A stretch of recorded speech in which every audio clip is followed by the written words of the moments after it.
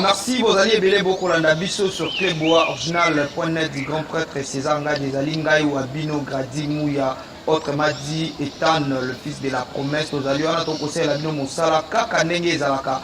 Alors, dans mon collègue, l'autre, il y a un système toujours, il y a Tia Malouba, il y a Abino Malouba par rapport, il y a projet Oyo Bandeko Bayaki, on a Kinshasa, on a Combo, il y a Maître Gims, Sénat Dadjou, Badali Bana Yadjou, Nadia Nana Boli bien.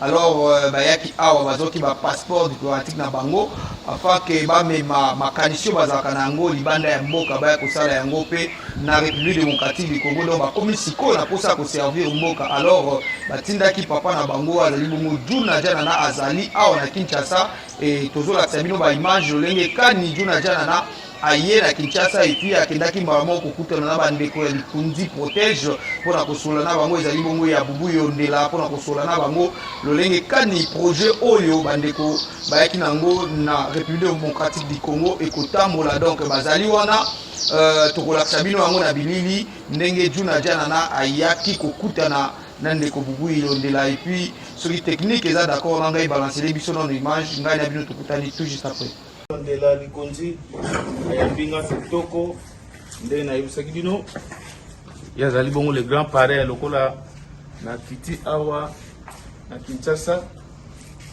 naye kokuta na bongo na likonzi protège mpona makambo oyo nayeli yango eza bongo makambo ya sérieux oyo bana na bino bana mboka bana RDC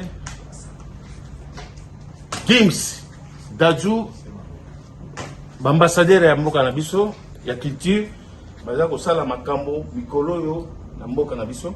Alors na ye pona to sala mwa réunion likondi akopesa idée tozali na kata villa ya likondi protège ndenge bozomona awa papa Juna Jana na RTL oboyebi wachaki petit wana litoya age na ete ezanga lelo tokosilisa makambo nyonso awa na kati ya villa bubul iyondela likondi protège ndenge bozomona nauti koya na débarquer vraiment lelo ezali bongo le jour J oyo famille bubul bayambi vie na bango bayambi papa ya bastar ya mboka na biso RDC donc eza lisusu likambo ya kobomba te toye bana ba décider babi papa kenda na kin kenda na Congo RDC kenda kosolola na bakonzi biso toza koya ba investir na mboka na biso to sala ba makambo ya kitoko akati ya mboka na biso ba million o toza nango papa biso tolingi tozala exilé na mboka papa ya te tozongi na mboka na biso tokopesa bongo mokonzi na biso ya mboka Félix Tshisekedi président ya mboka na biso il faut ayeba ke bana ya mboka baza kosala pagaille na mboka bapaya pagaille na monde entier.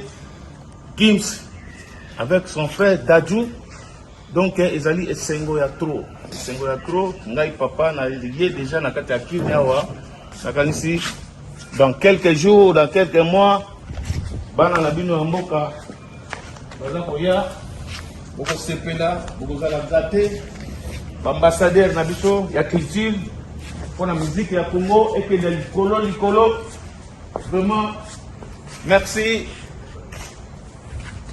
Bubuli yondela likondi protège merci à trop ndenge accueil ya lelo na kati ya lupango munene oyo somo na sepeli mingi bande ko babolingo wana ezalaki bongo Juna Jana na RTL normal papa ya bastar normal. Merci beaucoup Bolandi ba image bino mo comprendre que Clébois original.net makambo to kanango ezaka bisika nyonso te tozali wana pona kosela bino mosala.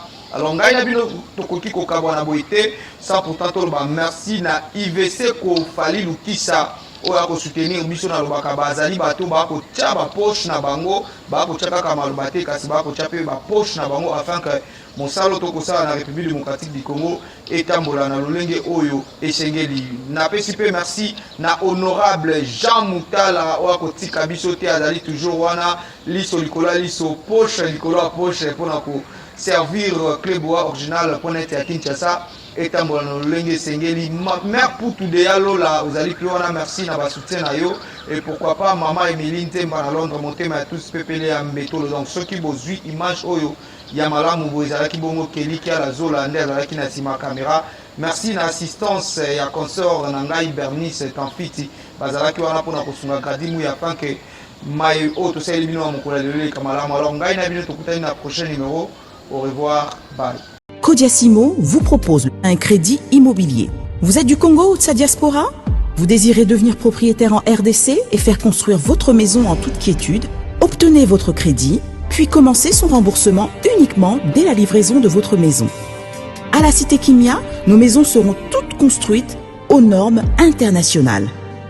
Situées à seulement 25 minutes de l'aéroport de Njili, 10 minutes de Safari Beach, au cœur de cette cité moderne, vous y trouverez aussi un centre commercial avec plusieurs commerces de proximité.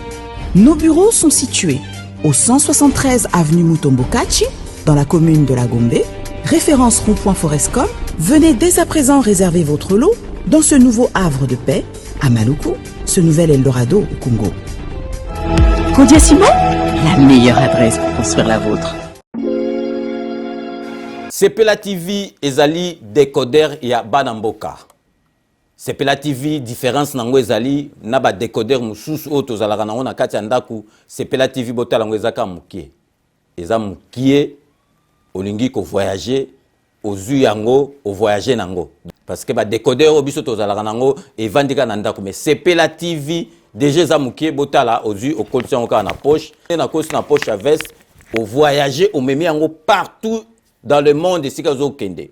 Donc on a besoin il y a câble HDMI, courant na internet. Internet est comme partout, courant est partout. Donc ils en a plus de 500 chaînes yo surtout ya kitoko. Bilengi ba choix ya congolais kaka mutaoye bango. Donc congolais kaka mutaye bango. Congolais kaka mutaoye ba elengi nini yo kaka. Donc congolais kaka mutaye bango. Donc c'est relative ça. Ya Banamboka bozwa abonnement nango okozwa ngo ya ne mobimba okozwa ngo pe par mois au bengi bango na ba numéro na bango bozali komona. Donc Sepela TV ezali décodeur ya yo ya ngai.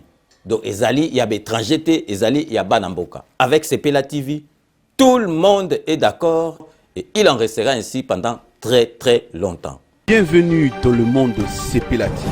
Sepela TV est le décodeur qui vous permet de suivre les chaînes du Congo en direct de la diaspora.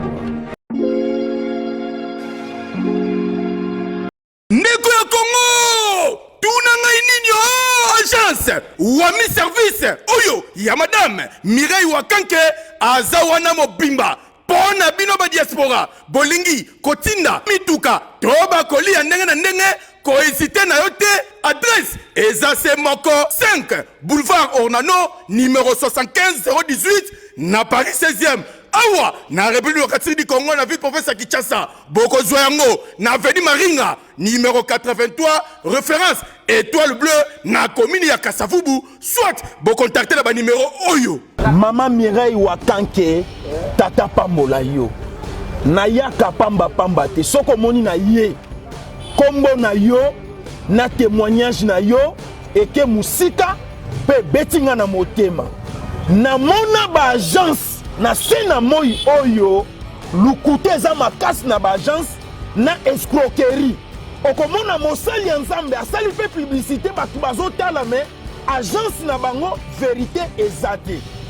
Na moni mituka, na moni bilamba, na moni bakoli nyonso batu batindaki ndenge bayebisaki nga yaka kokontrole na kontrole na moni musala oyo sala Wami service libote na Nzambe bisika ya kotinda biloko eza na Wami service. Oui, Yaboye ezalate ndeko kosazardete agence ezaka kamoko wami service ya madame Mireille Wakanke atie la disposition ya ba diaspora nyoso pour que boko misaka bakoli na bino mituka na bandeko o baza na Afrique avec impact na idéologie wami service pardon maman Mireille Wakanke balinga pe ba congolais boete prix ya mobobe Wami service et pas Mireille Wankake. Wami service frappe na le, frappe na retour.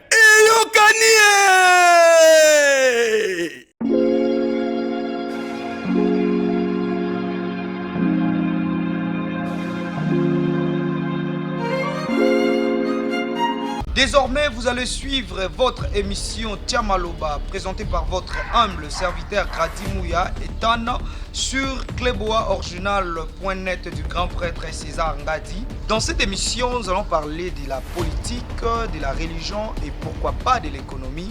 Alors prenez déjà rendez-vous sur cette chaîne YouTube cleboaoriginal.net du grand prêtre César Ngadi. Toko lobela, toko pesa bino maloba, bino nyonso bozali na maloba. Boya kutia na kati émission tia maloba. Magazine Tsemoko ya bana Congo, magazine ya ba Kongomani et pa yo bitoko pesa ba Kongomani nyonso makoki ya koloba. Ozali na eloko ya koloba, benga biso na ba numéro za affiché wana poto ya mbayo opesi la masolo ndenge kaka ezalaka na République démocratique du Congo. Alors bo s'abonner ebele na kati ya chaîne Oyo cleboaoriginal.net du grand prêtre César Ngadi, toujours avec votre humble serviteur Grady Mouya, autrement dit le surdoué de la presse congolaise. Tozali awa tozali tozala kaka internet ezongi elengi Kinshasa nde masolo Kinshasa ya bongo avec Keliki Alazola derrière la caméra. Merci Nabino Baimboka, nouveau concept et Nabanda Kunabino. To beti porte potokota tolobela bino. Lelo to na concept ya sika au milieu du village. Tokozala bongo nabino nabiso yope loba. Soki yopo lobi ngape na lobi nde kopesa force. Maloba mboka ya bino.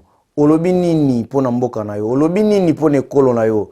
Concept ya sika na bae obalingaka politiko na bango toloba. Bongo yo lobi nini. Toloba ensemble. Concept oyo salami pona yo nanga émission oyo ekokani na yo. E bongo yo lobi nini.